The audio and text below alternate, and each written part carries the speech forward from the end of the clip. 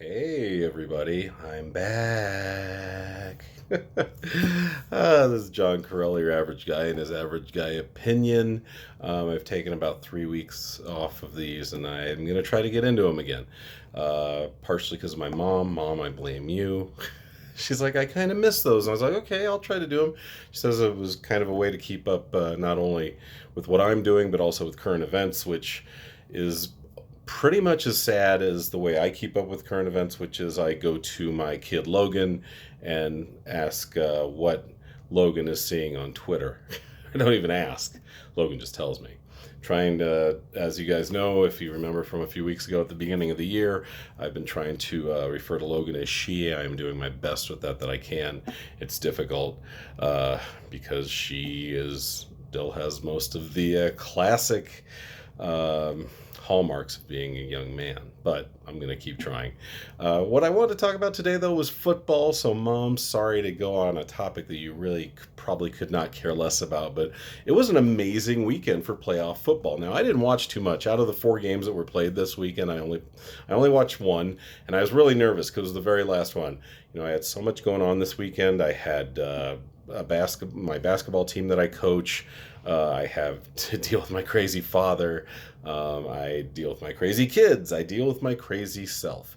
And so I knew they were all going to be pretty good matchups, but I didn't get to watch any of them until the Buffalo Bills Kansas City Chiefs game. And even then, when I watch football, I know I've mentioned this in the past, I don't just sit, I can't. It's not the way I'm built.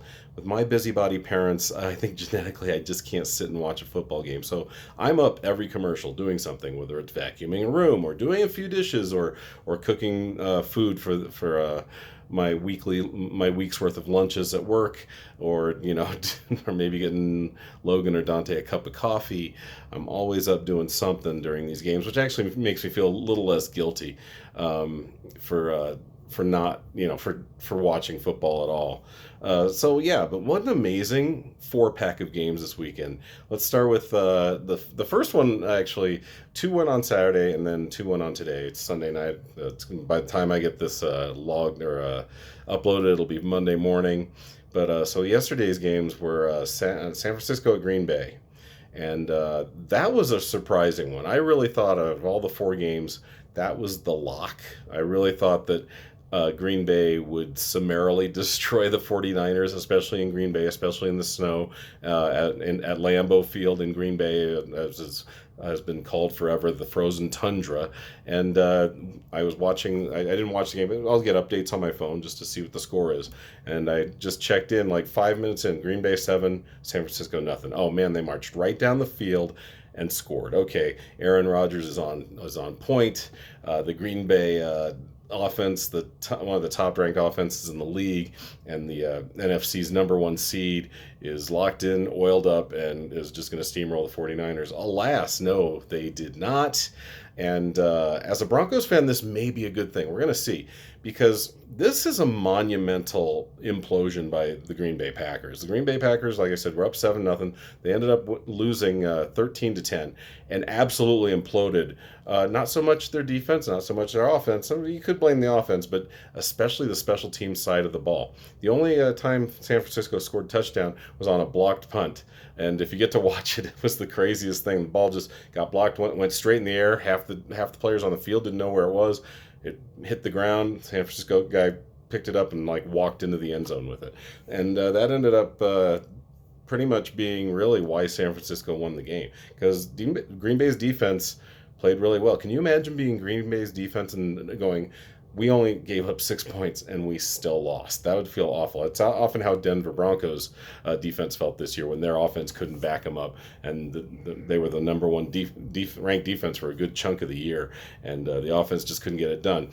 This comes to my point. What if, and this is a big if, but Aaron Rodgers was looking to get out of Green Bay last year after they drafted a quarterback from Utah named Jordan Love, I believe his name is. And so, he's like, oh, maybe I'm not the future here, which is fair. You got to look at the team's point of view. Aaron Rodgers was 37, 38 years old when they got Jordan Love, and they probably wanted to put him under Rodgers' tutelage and make him the quarterback of the future. Not everyone is like Tom Brady and can play till they're 45 years old. So, Aaron was looking, or Rodgers, I call him Aaron. We're really good friends. But Rodgers was looking to go to another team last season. They worked things out. They started off the season dismally with like a 38-3 loss at New Orleans, and then they just played great and ended up at 13-4. But to plots like this in the playoffs when you're the number one NFC seed is big. Matt LaFleur, the coach, may get fired because of this, and if he gets fired, then it'll be interesting to see what happens to the team, to Green Bay, because I think Rodgers will likely, unless it's a very pro Rodgers coach they get, Rodgers will probably be out of there. And Denver was one of the teams he was looking at last time. It could very well be a team he looks at this time, and I think it'd be a good fit. I think Denver's offense is pretty good. Their line is decent, but man, do they have a lot of offensive weapons that just didn't get utilized last year. And so that'd be great if Aaron Rodgers could come and maybe try for a Super Bowl in the 1 or 2 years he has left in his career. That'd be amazing. So now on to the next game that was played Saturday was Cincinnati over the Tennessee Titans. And this is the amazing thing that happened. Every game was decided on the last play. The 3 games going into tonight's game, both of yesterday's games were decided by a field goal on the last play by the opposing team. San Francisco won on a walk-off field goal, and then Cincinnati went into Tennessee and won on a walk-off field goal. Now, a lot of people were surprised that Cincinnati won this game. I was not. Cincinnati is a good team, and I frankly thought that the Titans were an overrated number 1 seed. They won a lot of games because they're in a weak division. They played really well in the middle of the season, but I don't think they're that great of a team. Derrick Henry's an amazing running back, but he was not up to full speed. He'd been injured, and without a completely, I think, debatable whether he was healthy or not, but him coming in rusty, that's a big deal, and he was not as effective as he would usually be. Cincinnati has put together a pretty good team, and they won 19-16, also on a last-second field goal. Those were Saturday's games. So today's games, of course, I was very happy to see the Los Angeles Rams beat the Tom Brady-led Tampa Bay Buccaneers, because once Green Bay had opened that door, Tampa Bay was now the number 1 seed. So the road to the Super Bowl was going through Tampa Bay, and the Rams walked that road today. It was amazing, actually. They really dominated the first half, and it was funny because my friend Mike, who I do my Top Cookies hockey podcast with, texted me, "Boy, it's going to be nice to watch Tom Brady playing bridge next weekend while other teams are playing for the Super Bowl." And I got on my phone. I didn't know they were losing, and so I got on my phone. I saw it was 27-13 with 5 minutes left, and Tampa Bay had the ball, and I said, "Did you not watch the Super Bowl 5 years ago when they came back from 28-9 down when he was with the Patriots? Tom Brady was with the Patriots, and they came back and won that game in overtime." And they did almost put it into overtime, and I think if they would have, they probably would have won. But somehow they scored with 42 seconds left. They scored 2 touchdowns in 4 minutes to make it interesting, to make it 27-27.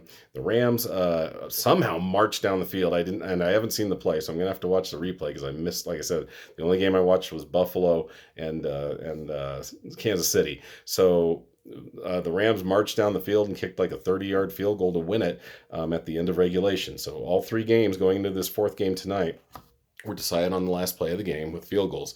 This game was also decided on the last play of the game. It had to go into overtime where Kansas City won it. An amazing game. If you want to get into football and see why people like football, just watch the 4th quarter of this game. It was insane. Back and forth, back and forth. Buffalo scored the go-ahead score to make it 36-33 with like 13 seconds left. Kansas City had all their timeouts. They got the ball at the 25-yard line after not fielding the kick, so they still had 13 seconds left. They did a couple of 5-second plays that covered like 20 yards each. Next thing you know, they're kicking a 49-yard field goal to put it into overtime, and they won the coin toss in overtime. And they marched down and scored a touchdown. They had 42-36. Kansas City has scored 42 points, I believe, in both of their playoff games. They are dangerous. They are the team to beat, and they are the team I do not want to win because none of the other teams left have ever won a Super Bowl. The Rams have not won a Super Bowl. Excuse me, the 49ers have won a Super Bowl, but it's been a long time. The Rams have never won a Super Bowl. They are 0-2 in Super Bowls. Cincinnati's 0-2 in Super Bowls. So those are my 2 teams I'm cheering for. I want somebody who's never won it to win it, and I'm tired of Kansas City already. And I will leave you on this.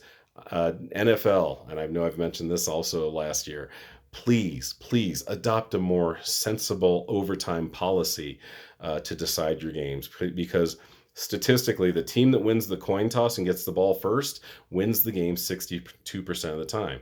That shouldn't happen. It should be even. It should be done the way they do it in college football, where they start it from the opposition's 25 or 30-yard line. And if you can't score, the next team gets the same opportunity. If they score, they win. If the first team scores, the second team has to either match it or beat it, or they lose. It's a very simple solution to a problem that the NFL doesn't seem to want to deal with in a common sense way. Okay, that's a long thing about football. Mom, I'm sorry, but I'll get back to you guys with other things. Thanks for checking out Average Guy Opinions, and hope you're all doing well. I'm doing well. I know I look tired, but I always do. I will see you guys next time. Have a great night, day, or whatever you're having. See you next time. Bye.